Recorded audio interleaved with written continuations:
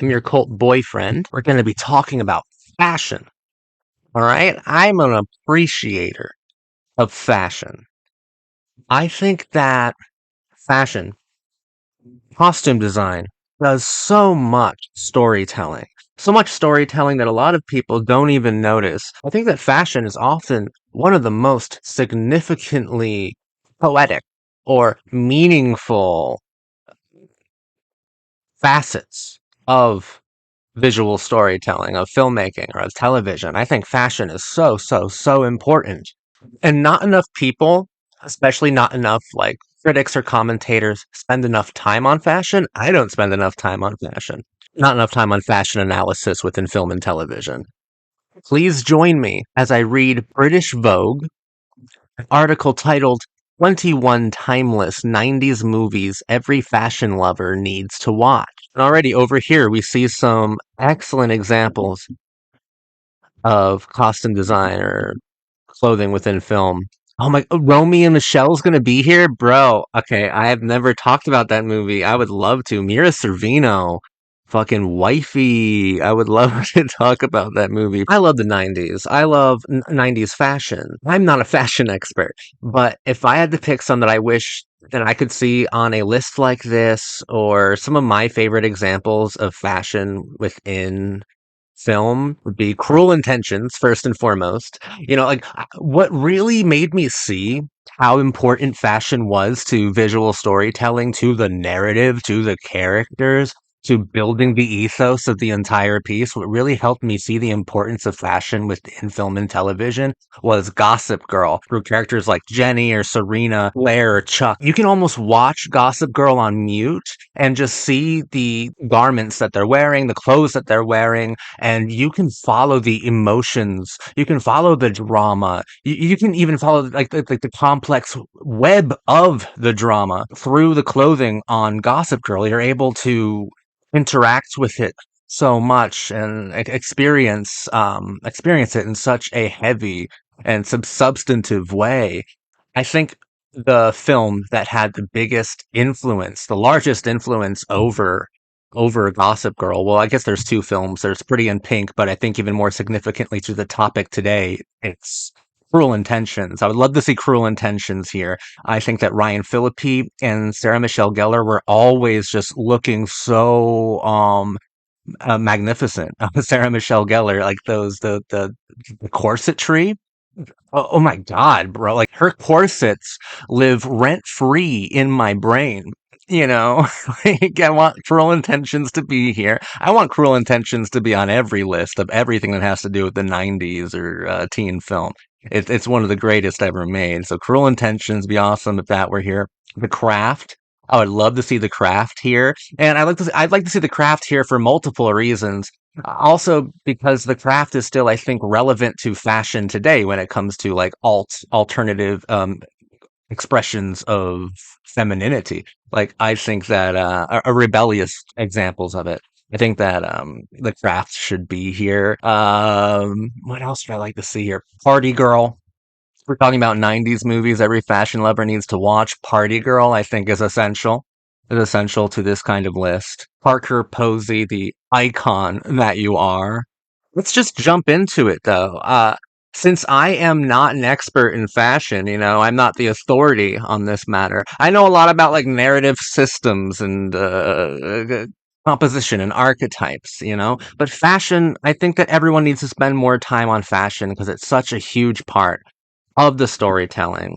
So, in the 90s, yeah, I love the fashion of the 90s. I love the films of the 90s. So let's rock. Let's do this. Love them or hate them, the 90s gifted us with some of fashion's best loved style references. Nearly 30 years on, the power of Clueless, yeah, Clueless, from magnificent gowns to sensational accessories and head-turning street style, here's the inside take on the decade's most influential on-screen style moments. Hell yeah.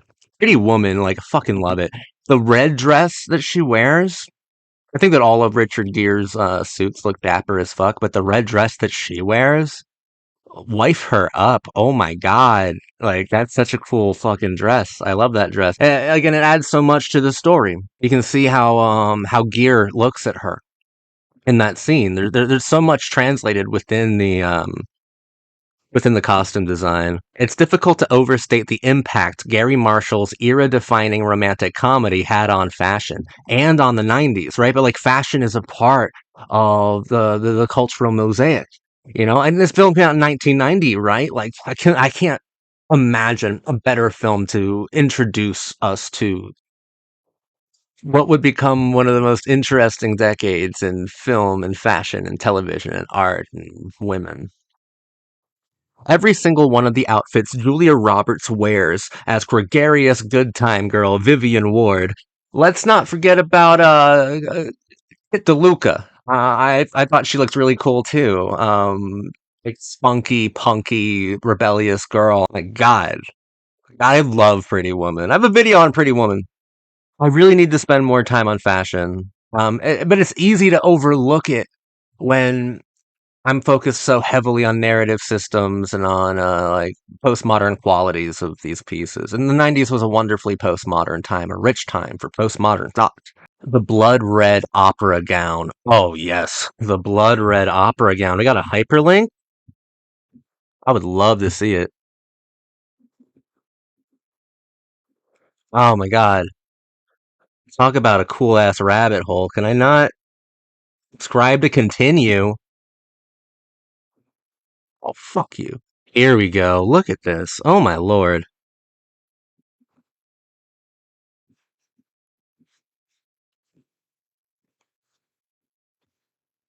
So much visual storytelling is done here. It's honestly just incredible. Insatiable dress. That dress alone belongs in a museum to be worshipped and gawked at and analyzed and appreciated forever. The power-shouldered cream frock, the mini dress with the cutouts, the salmon-colored short suit, and the polka-dotted polo look. This summer alone, her ensembles have been referenced by everyone from Megan Thee Stallion to the Duchess of Sussex. Oh, hell yeah, dude. Look at this. I think that Courtney Shane, yeah, it's a character where we can see like the candy-colored pop villainy of her actions really amplified by her outfits.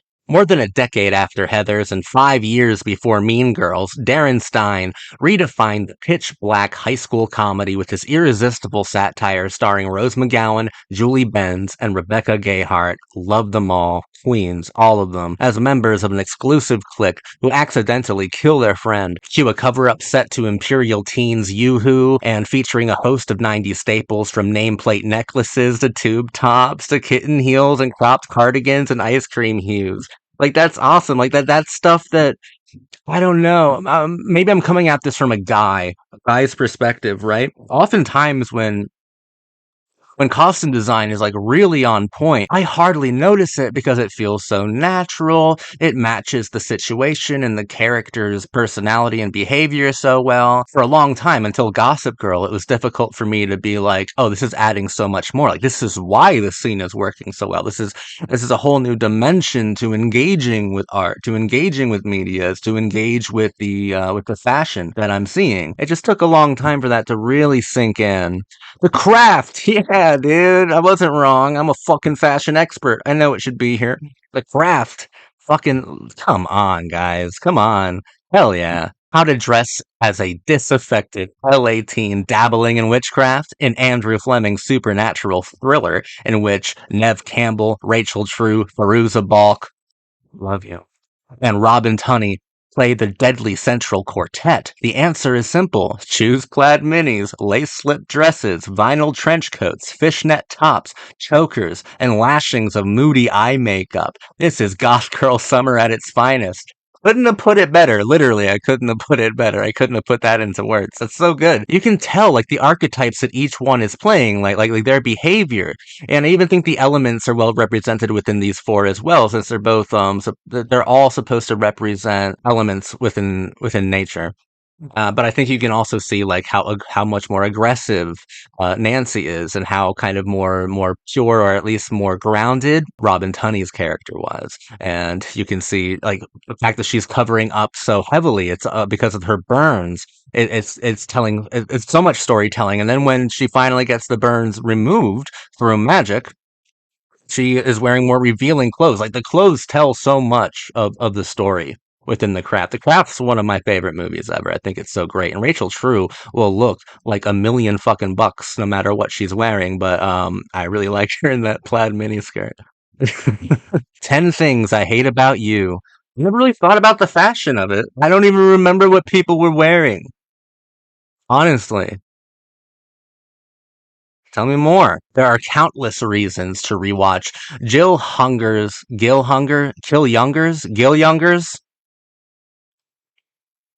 Jesus, Gil Gil Younger's Frothy Crowd Pleaser. I have a video on this film, and I'm guessing that Gil is one of the filmmakers I decided not to name in one of my videos because I'm like, I don't know the fucking gonna say that.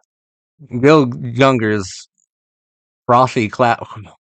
It's like a tongue twister at this point. Frothy Crowd Pleaser, a Seattle set retelling of The Taming of the Shrew. I think it's the best example of the superimposition of Shakespeare upon the late 90s, which added so much texture to not only teen film, but to, I think, our understanding of romance, comedy, archetypes, narrative systems. Centered on no nonsense feminist Cat, played by Julia Stiles, from our heroine's devastating one-liners to Heath Ledger's heartwarming rendition of Can't Take My Eyes Off You, and a young Joseph Gordon-Levitt as a love-struck new student. But it's worth looking out for the costumes too, which run the gamut from grungy camouflage print tops and leather jackets for Kat to florals and pearls for her sister Bianca. Don't miss the latter's surgery.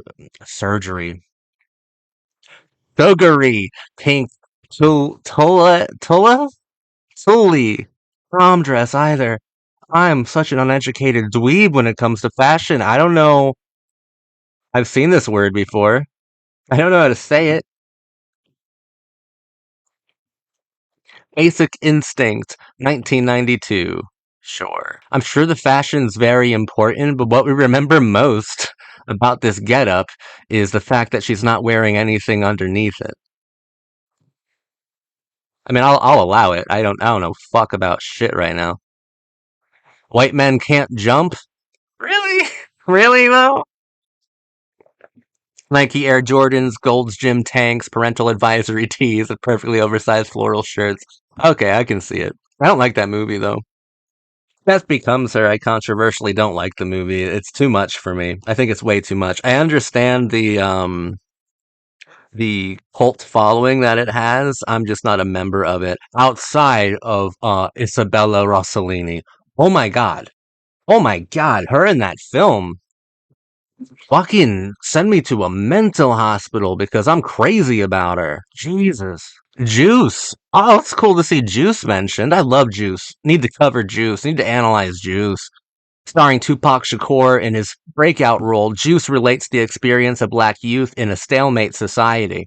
From the protagonist's outfits, Reebok pumps, Kangol caps, puffy jackets, double denim, and checkered dungarees, to their daily interactions, the film's aesthetic and storytelling roots in hip-hop culture set the stone for its cinematic successors for years to come.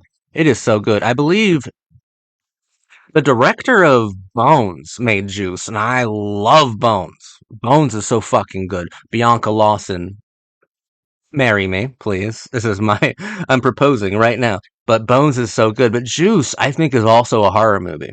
It follows the same sort of, well, we just covered The Craft. It's pretty similar to The Craft. I think it's a horror film. I've always been impressed by Juice.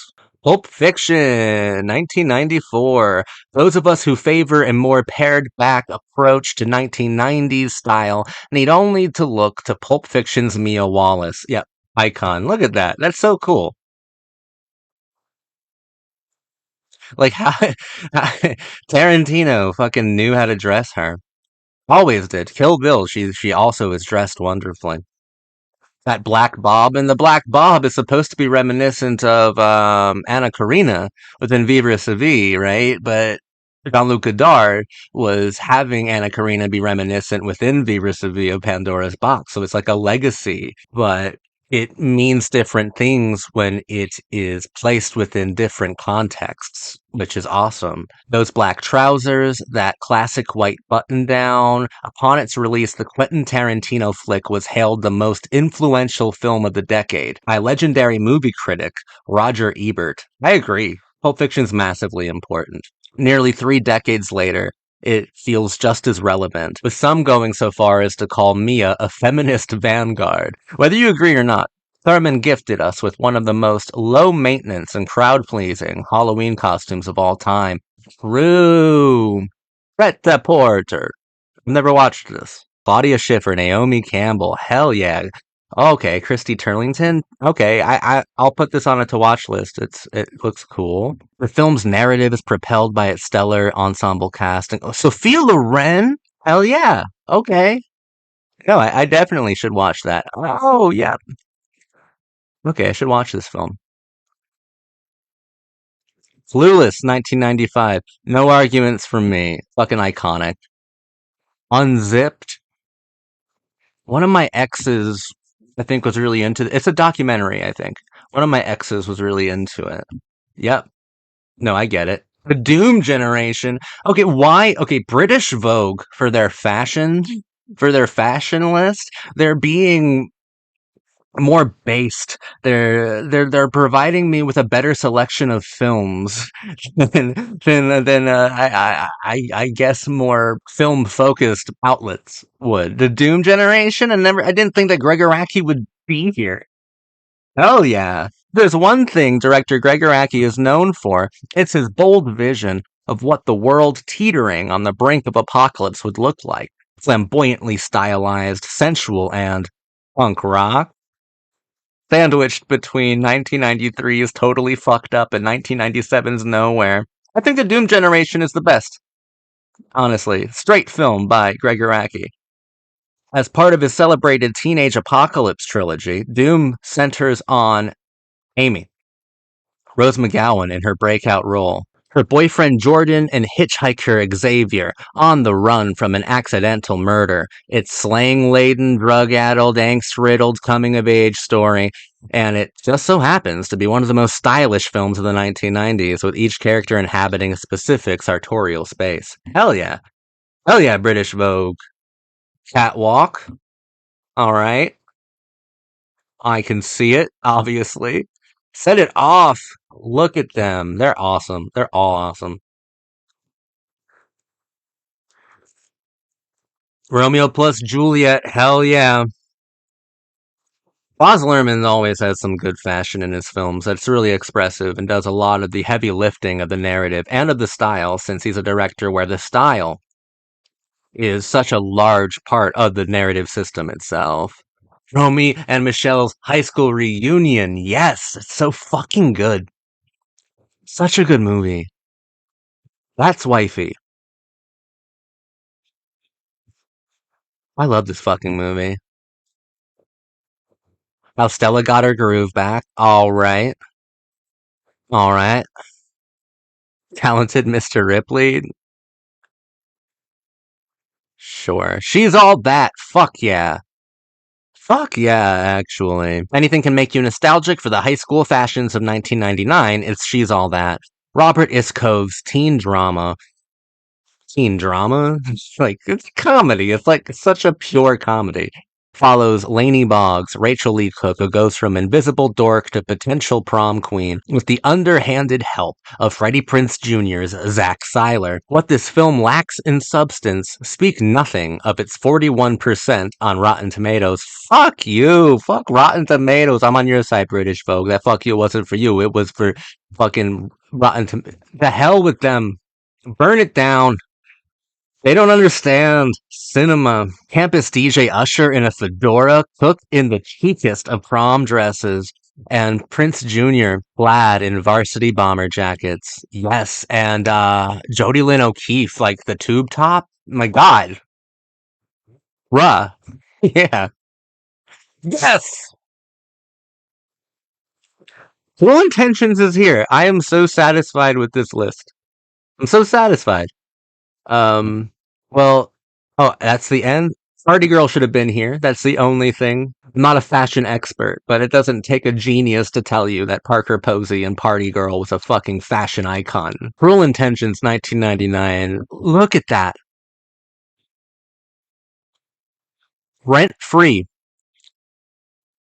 Everything about Catherine lives rent free inside my mind, especially the corsets. Oh my god. Cruel Intentions, Catherine, played by Sarah Michelle Gellar, established herself as one of the decade's most infamous on-screen antagonists thanks to her Machiavellian scheming and whip-smart fashion sense. Yeah, everything is so well put together about her. Like, the fashion is saying so much about her. Even the necklace, right? The accessory. The cross necklace full of fucking cocaine. Costume designer Denise Wingate. Round of applause. Like, costume designers, I think, need a lot more love, and I should start giving it to them. Denise, masterful job with her. My God, Denise, you put me through puberty. I'm sure that's really not what you want to hear. Denise, you basically, like, Gossip Girl would take inspo from this.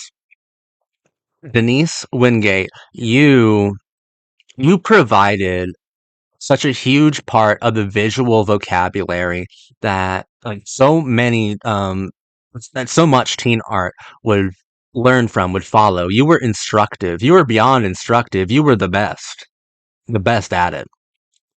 Costume designer Denise Wingate transformed Geller, at the time synonymous with the virtuous Buffy the Vampire Slayer, into the duplicitous lead with custom-made corsetry and Dolce& and Gabbana power suiting. Hell yeah!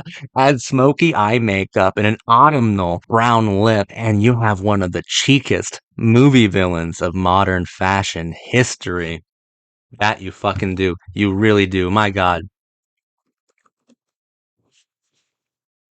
Yes. Yes, you do. Look at that. Everything about her. Like little stuff that like you don't even really take into consideration. Set design, by the way, is another thing that I would like to spotlight in the future. Often things that go unconsidered by your average viewer. That adds so much visual storytelling, so much poetic meaning can be inferred by engaging with set design as well. But costume design, Jesus Christ, bro. Like,